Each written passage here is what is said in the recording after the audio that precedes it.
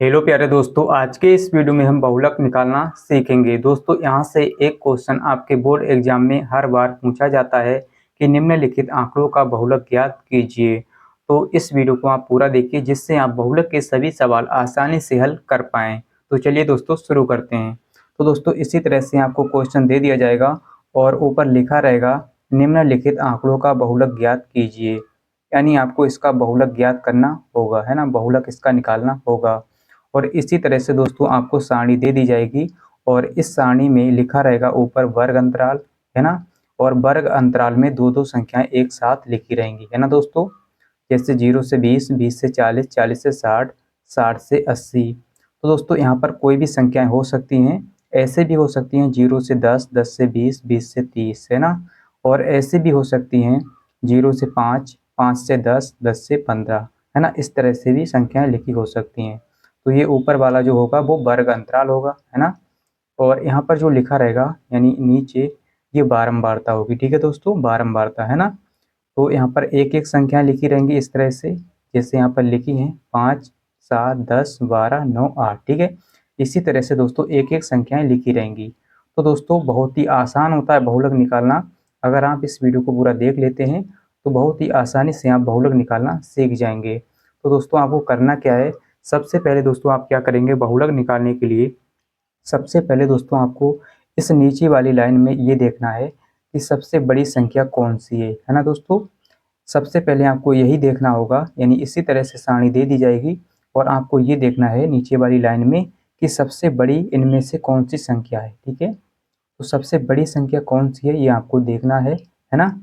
तो इस बारंबारता वाली लाइन में आप देखेंगे सबसे बड़ी संख्या। तो चलिए देखते हैं सबसे बड़ी संख्या कौन सी है। तो 5, 7 यहाँ पर लिखा है, 10 लिखा है, यहाँ पर 12, ठीक है। तो सबसे बड़ी संख्या यहाँ पर क्या है, 12 है, ठीक है। 9 भी नहीं है, 8 भी नहीं है। तो सबसे बड़ी संख्या हमारी 12 है, ठीक है। तो इस 12 को हम कहेंगे F1, ठीक है दोस्तों। क्या कहेंगे, F1, इसको हम F1 कहते हैं, है ना। और दोस्तों इसके बाद जो लिखा रहेगा ना, यानी 1 के बाद, है ना, इसको हम कहेंगे F1। और 1 के बाद क्या आता है, 2, ठीक है। 1 के बाद 2, यानी 1 के बाद आता है 2, ठीक है दोस्तों। तो इसके आगे जो लिखा रहेगा वो F2 का मान होगा, ठीक है दोस्तों, F2 का मान, है ना। तो यहाँ पर हम F1 और F2 और F0 का मान निकालेंगे। क्यों निकालेंगे दोस्तों, क्योंकि हमें सूत्र में रखना है, ठीक है। तो सबसे पहले आप क्या करेंगे, सबसे बड़ी संख्या खोजेंगे। तो सबसे बड़ी संख्या को आप लिखेंगे F1, यानी ये F1 का मान होता है। इसके आगे जो लिखा रहेगा वो क्या होगा दोस्तों, F2 का मान, ठीक है, F2 का मान। और इससे पहले जो लिखा रहेगा यहाँ पर दोस्तों, है ना, इससे पहले ये लिखा रहेगा ये F0 का मान होगा, ठीक है, F0 का मान। तो एक से पहले 0 आता है तो ये यानी F0 का मान हो गया। तो दोस्तों इसको आप एक बार फिर से समझ लीजिए। हम क्या करेंगे, सबसे पहले बड़ी संख्या खोजेंगे और जो बड़ी संख्या होगी उसको हम F1 कहते हैं, ठीक है। और इसके आगे जो यहाँ पर लिखा रहेगा, यानी 1 के बाद 2 आता है तो ये F2 का मान होगा, ठीक है, F2 का मान, है ना। और इससे पहले जो होगा दोस्तों वो F0 का मान होगा, ठीक है, F0 का मान, यानी 1 से पहले 0 आता है तो F0 का मान। तो दोस्तों हम क्या करेंगे, इसको लिख लेते हैं यहाँ पर। यहाँ पर देखिए हल करेंगे इसको तो ऐसा ही आपको लिखना होगा, है ना। दोस्तों यहाँ पर आपको नहीं लिखना है, ठीक है, यहाँ पर नहीं लिखना है। यहाँ पर हमने इसलिए यहाँ पर लिखा है दोस्तों क्योंकि आपको समझाने के लिए, है ना। तो यहाँ पर आप लिखेंगे F0 का मान दोस्तों क्या है, तो F0 का मान है 10, तो यहाँ पर हम लिख लेंगे दोस्तों 10, ठीक है। इसके बाद F1 का मान दोस्तों क्या है, F1, ठीक है। F1 का मान है दोस्तों 12, ठीक है। इसके बाद दोस्तों F2 का मान हम लिखेंगे, F2 का मान कितना है, 9, है ना। इतना आप कर लेंगे, बहुत ही आसान है। तो दोस्तों ये आपको यहाँ पर नहीं लिखना है, ठीक है, यहाँ पर आप ये नहीं लिखेंगे। अब हम क्या करेंगे दोस्तों, तो इतना करने के बाद दोस्तों अब हम क्या करेंगे, यहाँ से बहुलक वर्ग निकालेंगे, ठीक है, बहुलक वर्ग। तो बहुलक वर्ग कैसे निकालते हैं, है ना, बहुलक वर्ग कैसे निकालते हैं इसको आपको ध्यान से समझना है, ठीक है। बहुलक वर्ग, तो बहुलक वर्ग निकालना बहुत ही आसान है दोस्तों। कैसे निकालेंगे, जो सबसे बड़ी संख्या होगी इस वाली लाइन में, है ना, यानी इस बारंबारता वाली लाइन में सबसे बड़ी संख्या होगी, है ना, बड़ी संख्या क्या है, 12, ठीक है। तो इस 12 के ऊपर जो लिखा रहेगा वही हमारा बहुलक वर्ग होगा, ठीक है दोस्तों। इस बड़ी संख्या के ऊपर जो लिखा रहेगा संख्या वो क्या होगा, बहुलक वर्ग, ठीक है। तो इतना आपको ध्यान देना है, यानी जो सबसे बड़ी संख्या होगी इसके ऊपर जो संख्या लिखी रहेंगी वही हमारा बहुलक वर्ग होगा। तो क्या है, 60 से 80, तो यहाँ पर लिखेंगे 60 से 80। अब दोस्तों यहाँ से हम क्या करेंगे, एल और एच के मान निकालेंगे, ठीक है, एल और एच के मान। तो एल और एच के मान क्यों निकालेंगे, क्योंकि हमें सूत्र में रखना होगा। ठीक है दोस्तों, तो यहाँ पर हम सबसे पहले एल का मान निकालेंगे। तो एल का मान निकालना बहुत ही आसान है दोस्तों, है ना। एल का मान निकालना बहुत ही आसान है। कैसे निकालते हैं एल का मान, देखिए जो इसमें से सबसे छोटी संख्या होगी, है ना, यानी हम बहुलक वर्ग से क्या करते हैं, एल और एच के मान निकालते हैं। तो एल का मान हम कैसे निकालेंगे, जो इसमें छोटी संख्या होगी, ठीक है, बहुलक वर्ग में जो छोटी वाली संख्या होगी वही एल का मान होगा। ठीक है, तो ये 60 जो है एल का मान है।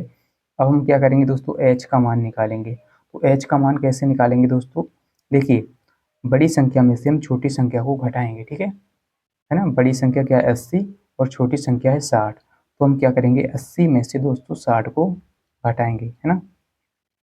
यहाँ पर हम क्या करेंगे 60 को घटाएंगे 80 में से दोस्तों। ठीक है, तो दोस्तों यहाँ पर 80 में से हम 60 को घटाएंगे तो कितना बचेगा 20। ठीक है, तो 20 बचेगा और यही दोस्तों हमारा एच का मान होगा। ठीक है, एच का मान कितना है 20, है ना।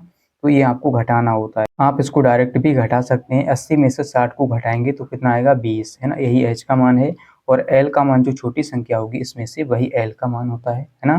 तो ये आपको समझ में आ गया होगा दोस्तों। अब हम क्या करेंगे, सूत्र लगाएंगे और इसका बहुलक निकालेंगे। ठीक है, बहुलक इसका ज्ञात करेंगे। तो बहुलक का सूत्र क्या होता है ये आपको याद करना है। ठीक है दोस्तों, बहुलक बराबर होता है हमारा एल प्लस और ब्रैकेट में होता है दोस्तों F1 माइनस में F0 और पूरे के बटे में होता है 2F1 माइनस में F0 माइनस का F2, है ना।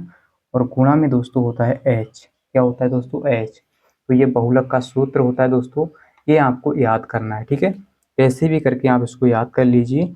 तो चलिए दोस्तों, अब हम क्या करेंगे, इसमें सभी के मान रखेंगे। ठीक है, तो एल का मान क्या है दोस्तों 60, है ना। तो एल की जगह पर 60 प्लस और ब्रैकेट में F1, तो F1 की जगह दोस्तों क्या है 12। ठीक है, तो 12 और माइनस F0 का मान दोस्तों क्या है 10, है ना।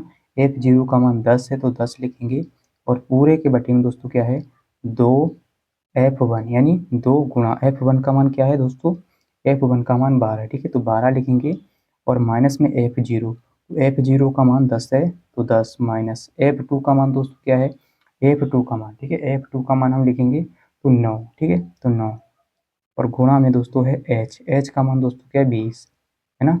H का मान दोस्तों क्या है 20, है ना, तो 20 लिखा है यहाँ पर हमने। अब इसको हम आगे सॉल्व करेंगे। तो सबसे पहले दोस्तों हम क्या करेंगे, ब्रैकेट को हल करेंगे, है ना। तो 60 प्लस, अब देखिए ब्रैकेट को हल करेंगे तो 12 में से 10 जाएगा दोस्तों, कितना बचेगा 2 और बट्टे में क्या आएगा दोस्तों 12 दूनी 24, है ना, 12 दूनी 24, यहाँ पर 24 लिखेंगे। आप चाहें तो डायरेक्ट भी इसको घटा सकते हैं। ठीक है, और माइनस पे दोस्तों देखिए माइनस माइनस वाली संख्याएं जुड़ जाएंगी तो माइनस का हो जाएगा 19, 10 9 19, 19 और दोस्तों गुणा में इसके क्या है 20। ठीक है, गुणा में इसके 20 है। अब हम क्या करेंगे दोस्तों, इसको आगे हल करेंगे। तो यहाँ पर 60 प्लस और यहाँ पर देखिए दोस्तों 2 बटे में क्या है, बटे में 24 में से 19 को घटाएंगे तो 5। ठीक है, कितना आएगा दोस्तों 5, है ना। 24 में से हम क्या करेंगे 19 को घटा देंगे तो 5 आएगा और गुणा में 20, है ना। इसको आगे हल करेंगे तो 60 प्लस, दोस्तों यहाँ पर हम क्या करेंगे, देखिए ऊपर नीचे संख्या हम काट सकते हैं। तो ये ऊपर है 20 लिखा हुआ गुणा में है, ठीक है, और ये नीचे है 5, तो 5 से हम 20 को काट सकते हैं। तो 5 कम 5, 5 चौके 20। ठीक है, तो यहाँ पर क्या है, ऊपर आ गया हमारा 4, है ना, नीचे 1, तो नीचे 1 लिखें ना लिखें कोई मतलब नहीं है ना। 4 और ये गुणा में 2 है। ठीक है, तो 4 गुणा 2, है ना, और इसके बटे में 1 है। ठीक है, इसका कोई मतलब नहीं है। अब हम क्या करेंगे दोस्तों, 60 है हमारा, 60 और दोस्तों प्लस में क्या है, प्लस में हमारा 4 दूनी 8, है ना। तो इसकी 4 से गुणा करेंगे, 4 की गुणा 2 से। ठीक है, 4 की गुणा 2 से 4 दूनी 8, तो 8। अब इसको जोड़ लेंगे दोस्तों, हमारा कितना हो जाएगा 68, 68 हो गया। और यही दोस्तों हमारा बहुलक निकल के आ गया। ठीक है, यही हमारा आंसर है। तो उम्मीद करता हूँ दोस्तों कि आपको समझ में आ गया होगा कि कैसे हम बहुलक निकालते हैं, है ना। और अगर आपको ये वीडियो अच्छा लगा है तो वीडियो को लाइक कर दीजिए, चैनल को सब्सक्राइब कर लीजिए और कमेंट में लिख दीजिए कि हाँ सर हमें समझ में आ गया है। और आपके एक लाइक से हमें मोटिवेशन मिलता है, जिससे हम इसी प्रकार की वीडियो आपके लिए बना के लाते रहें। दोस्तों इस वीडियो को अपने दोस्तों के साथ भी शेयर कर दीजिए, है ना। और मिलते हैं अगली वीडियो के साथ, आज के लिए इतना ही, जय हिंद।